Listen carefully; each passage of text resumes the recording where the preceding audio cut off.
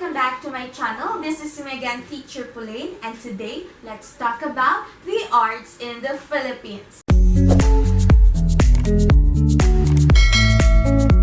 The arts of the Philippines reflect a society with diverse cultural influences and traditions.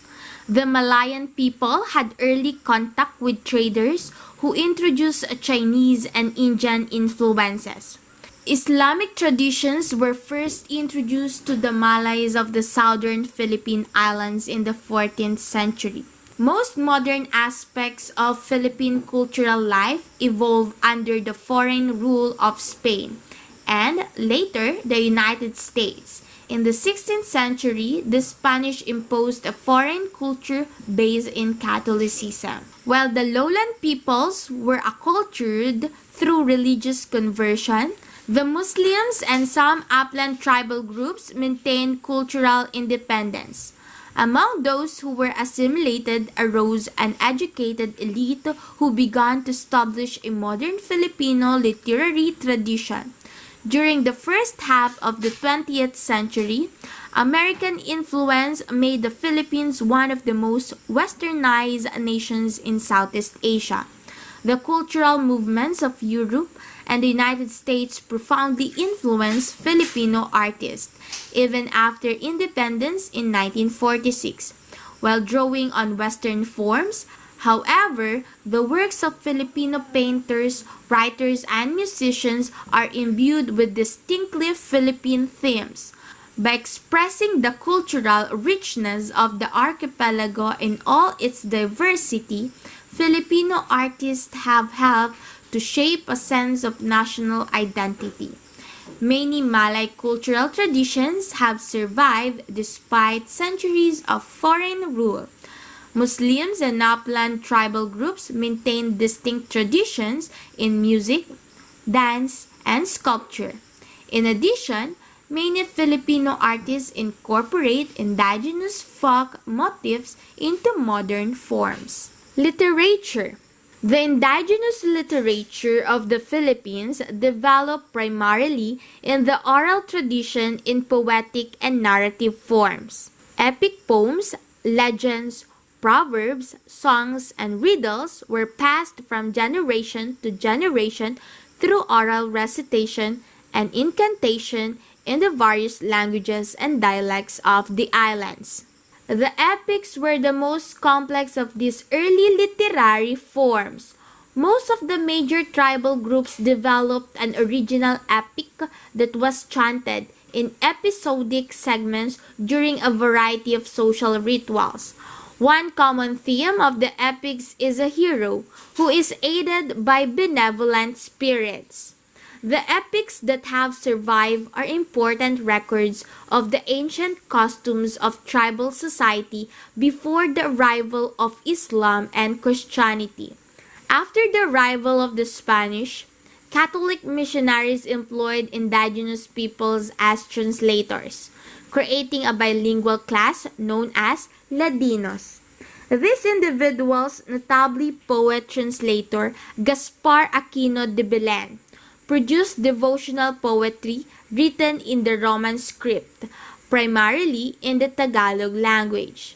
Later, the Spanish ballad of chivalry, The Corridor, provided a model for secular, non-religious literature. Verse narratives or commedia were performed in the regional languages for the illiterate majority. They were also written in the Roman alphabet in the principal languages and widely circulated.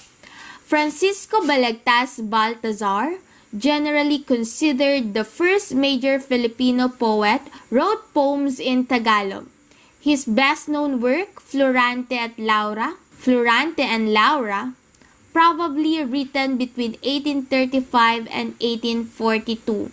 Is an epic poem that subversively criticizes Spanish tyranny.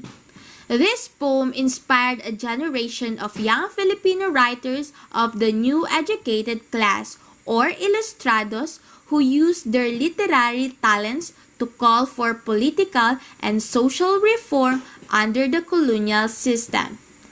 These writers, most notably Jose Rizal, produced a small but high-quality body of Philippine literature in Spanish. Rizal's novel, Noli Me Tangere, Touch Me Not, published in 1886, and its sequel, El Filibusterismo, The Subversive, published in 1891, helped to shape a new nationalist identity during the last years of the 19th century. The transfer of the Philippines to United States control in 1898 resulted in a dramatic increase of literacy and consequently literary production. A variety of new literary journals began to be published.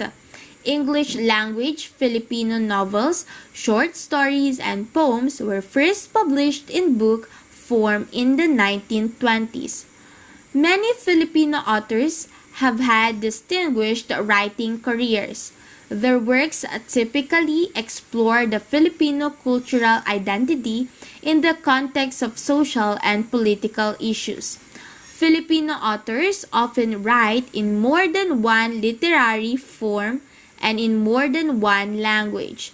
Major English language works include Winds of April, 1940, and The Bamboo Dancers, 1959, by N.B.M. Gonzalez. Many Voices, 1939, and Have Come, I'm Here, 1942, by Jose Garcia Villa. You Lovely People, 1955, and Scent of Apples and Other Stories, 1980, by Buenvenido and Santos. The Laughter of My Father, 1944, and America is in the Heart, 1946, by Carlos Bulusan. Bitter Country and Other Stories, 1970, by Rosca Nenuchka. The Woman Who Had Two Navels, 1972, and Question of Heroes, 1977, by Nick Joaquin. The God Stealer and Other Stories, 1968, and 3, 1978, by Francisco Shonil Jose. A Question of Identity, 1973, by Carmen Guerrero Nakpil, and His Native Coast, 1979, by Edith L. Chempo. Thank you for listening. For more related videos about this topic, don't forget to subscribe to my channel.